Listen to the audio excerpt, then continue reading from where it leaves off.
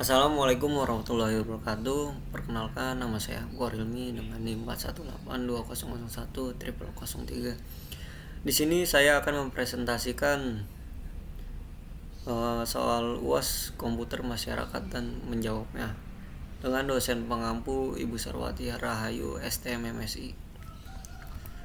Di soal pertama itu ada studi kasus hak kekayaan intelektual di dalam negeri. Studi kasus hak kekayaan industri paten produk farmasi. Pada tahun 2018, sebuah perusahaan farmasi Indonesia berhasil mengembangkan obat anti kanker revolusioner. Mereka mengajukan paten untuk melindungi penemuan mereka di dalam negeri. Namun perusahaan farmasi asing dari negara tetangga dengan cepat mengetahui tentang penemuan ini dan meluncurkan produk serupa di pasaran tanpa izin atau lisensi. Perusahaan farmasi Indonesia tersebut kemudian mengajukan tuntutan hukum ke pengadilan di dalam negeri dan menang. Dengan pengadilan memerintahkan perusahaan asing untuk menghentikan produksi dan penjualan obat tersebut serta membayar ganti rugi kepada perusahaan Indonesia. 2. Studi kasus hak kekayaan teknologi informasi pelanggaran merek dagang. Sebuah perusahaan teknologi di Indonesia memiliki merek dagang terkenal untuk produk mereka. Namun perusahaan asing yang beroperasi secara online secara ilegal menggunakan merek dagang tersebut untuk menjual produk palsu dengan harga murah. Perusahaan teknologi di Indonesia tersebut mengumpulkan bukti pelanggaran dan melaporkannya ke otoritas kekayaan intelektual di dalam negeri. Setelah penyelidikan yang cermat, pemerintah mengeluarkan perintah untuk menutup situs web perusahaan asing tersebut dan mengganti merek dagang tersebut dengan denda yang signifikan. 3. Studi kasus hak kekayaan intelektual pencurian riset universitas. Sebuah universitas ternama di Indonesia melakukan penelitian lanjutan dalam bidang teknologi baru yang memiliki potensi besar dalam industri. Namun beberapa mahasiswa yang terlibat dalam penelitian tersebut mencuri hasil riset dan merencanakan untuk meluncurkan startup sendiri berdasarkan penemuan tersebut di luar negeri. Universitas tersebut melaporkan kasus ini ke polisi dan mengajukan tuntutan hukum terhadap mahasiswa yang terlibat dalam pencurian tersebut. Pengadilan memutuskan bahwa mahasiswa tersebut harus mengganti rugi universitas dan dilarang menggunakan atau mengkomersialkan penemuan tersebut tanpa izin. Studi kasus hak kekayaan intelektual di luar negeri. Studi kasus hak kekayaan industri paten teknologi mobil listrik. Perusahaan manufaktur mobil negara X mengembangkan teknologi revolusioner untuk mobil listrik yang memiliki kinerja dan efisiensi yang unggul. Mereka mengajukan paten di negara asal mereka dan di beberapa negara lain. Namun perusahaan di negara Y mengambil teknologi tersebut dan mulai memproduksi mobil listrik yang serupa tanpa izin. Perusahaan dari negara X mengajukan tuntutan hukum di pengadilan negara Y dan menang. Dengan pengadilan memerintahkan perusahaan di negara Y untuk menghentikan produksi mobil tersebut dan membayar ganti rugi. 2. Studi kasus kekayaan teknologi informasi pelanggaran hak cipta perangkat lunak. Sebuah perusahaan perangkat lunak di negara Z telah mengembangkan program komputer yang sangat populer di seluruh dunia. Namun sejumlah individu di negara W memperoleh salinan ilegal program tersebut dan mulai menjualnya dengan harga yang lebih murah. Perusahaan tersebut melacak dan mengumpulkan bukti pelanggaran hak cipta dan mengajukan tuntutan di pengadilan negara W. Pengadilan memutuskan untuk menghukum para pelanggar dengan denda yang signifikan dan memerintahkan mereka untuk menghentikan penjualan dan distribusi program tersebut. 3. Studi kasus hak kekayaan intelektual. Pemalsuan produk merek terkenal. Sebuah merek pakaian terkenal dari negara V menjadi target pemalsuan di negara U. Pihak berwenang di negara U bekerja sama dengan merek tersebut untuk mengungkap jaringan pemalsu yang besar. Mereka berhasil menyita ribuan produk palsu yang mengandung merek tersebut. Pengadilan di negara U menghukum para pemalsu dengan hukuman penjara dan memberikan ganti rugi kepada merek pakaian terkenal tersebut. Pihak berwenang juga memperketat kontrol dan pengawasan untuk menghindari pemalsuan di masa mendatang. Soal nomor 2 itu ada plagiarisme. Plagiarisme adalah tindakan mengambil, menggunakan, atau menyalin karya orang lain tanpa memberikan pengakuan atau sumber yang sesuai. Ini melibatkan penggunaan ide, kata-kata, penelitian, atau karya lain yang dilindungi hak cipta tanpa izin atau pengakuan. Plagiarisme dianggap sebagai pelanggaran etika dan dapat memiliki konsekuensi hukum tergantung pada yurisdiksi dan kebijakan institusi terkait. Pencegahan plagiarisme dapat dilakukan dengan cara berikut. Menghargai hak cipta dan etika. Untuk memahami dan menghargai hak cipta karya orang lain saat menggunakan informasi atau ide, selalu berikan pengakuan yang tepat dengan mencantumkan sumber yang sesuai. 2. Mengembangkan keterampilan penulisan dan penelitian. Pelajari cara mengutip dan merujuk dengan benar dalam tulisan Anda. Perluas pengetahuan tentang teknik penulisan dan penelitian agar dapat menghasilkan karya orisinal. 3. Gunakan perangkat lunak pendeteksi plagiarisme. Ada banyak perangkat lunak yang tersedia yang dapat membantu mendeteksi tindakan plagiarisme. Gunakan alat-alat ini untuk memeriksa kesesuaian karya Anda dengan sumber-sumber lain dan memastikan karya Anda tidak terindikasi plagiarisme sebelum diserahkan.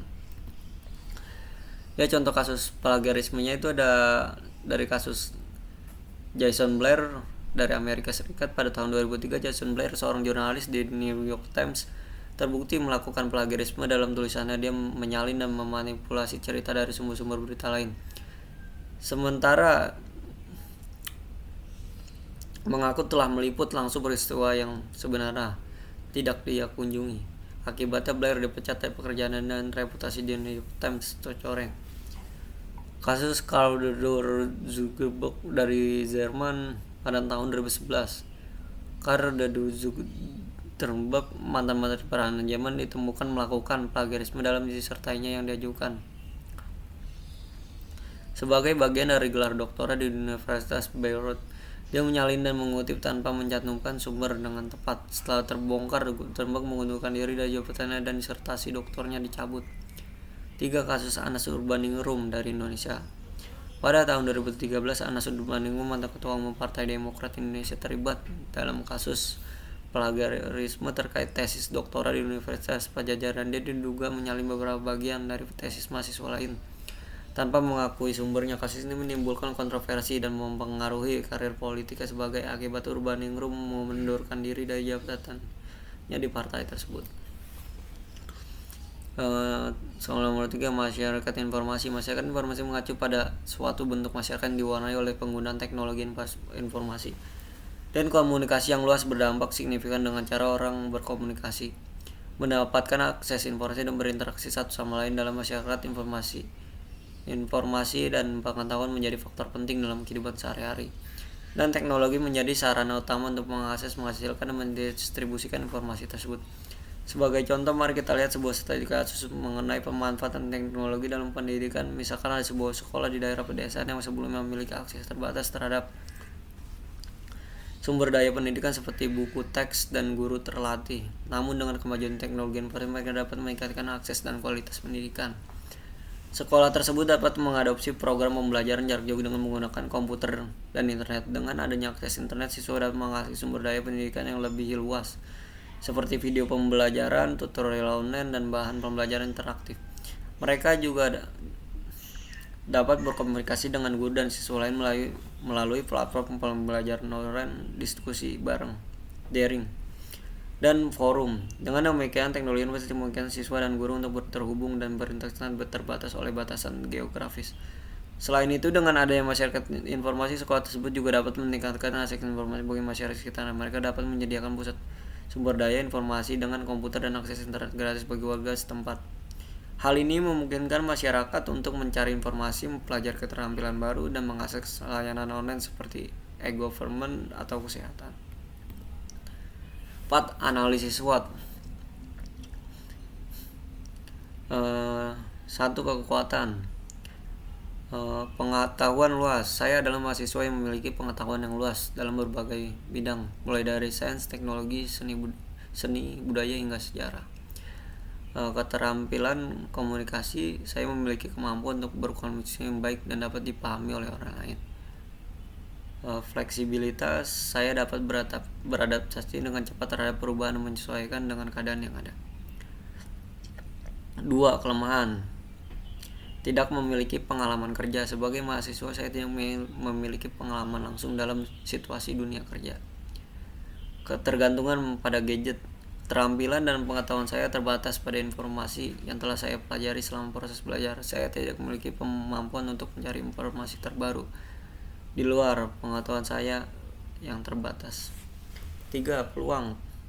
Pembelajaran dan pertumbuhan. Dengan akses terhadap informasi terbaru dan perkembangan baru, saya dapat terus belajar dan berkembang secara terus-menerus. Kolaborasi, saya dapat bekerja sama dengan manusia dan teknologi untuk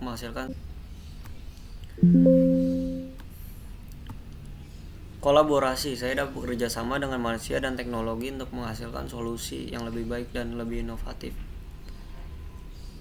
Meningkatkan pengalaman kerja dengan umpan balik dan interaksi dengan dosen atau senior. Saya dapat terus-menerus meningkatkan kualitas dan performa saya.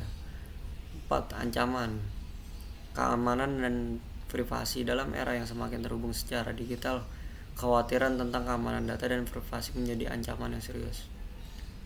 Ketidakakuratan, terkadang saya mungkin memberikan informasi yang tidak akurat atau tidak sepenuhnya relevan karena keterbatasan pengetahuan. Pengabdian kepada masyarakat. Pada suatu kesempatan, saya dan tim pengabdian kepada masyarakat memiliki kegiatan tugas besar 2 mata kuliah komputer masyarakat yang bertujuan untuk memberikan pelatihan tentang penggunaan internet yang sehat dan aman kepada masyarakat. Kegiatan ini diadakan sebagai upaya untuk meningkatkan literasi digital masyarakat dalam menghadapi perkembangan teknologi informasi yang pesat.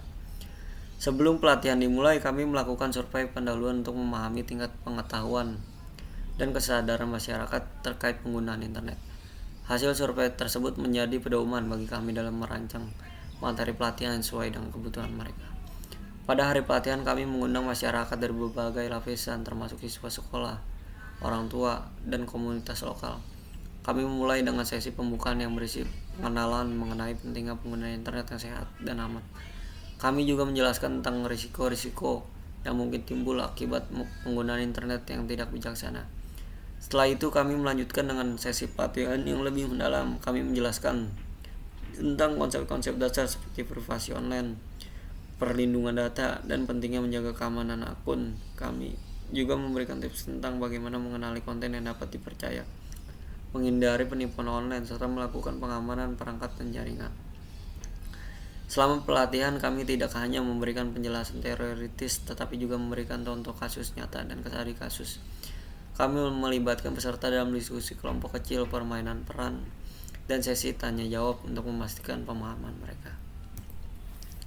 Selain itu, kami juga memberikan panduan praktis tentang penggunaan media sosial dengan bijak, mengelola waktu secara seimbang antara kegiatan online dan offline, serta mempromosikan perilaku yang baik dan etika dalam berinternet. Kami mendorong masyarakat untuk saling berbagi pengetahuan dan pengalaman mereka sehingga mereka dapat belajar satu sama lain dalam lingkungan yang inklusif.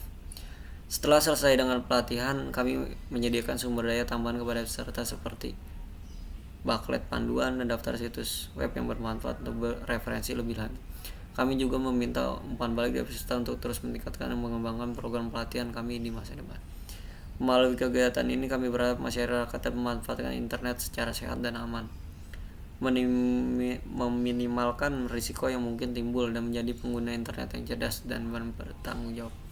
Dengan meningkatnya literasi digital di komunitas, kami yakin bahwa masyarakat akan dapat memanfaatkan potensi internet secara optimal untuk peningkatan pribadi, peningkatan pendidikan, dan perkembangan ekonomi.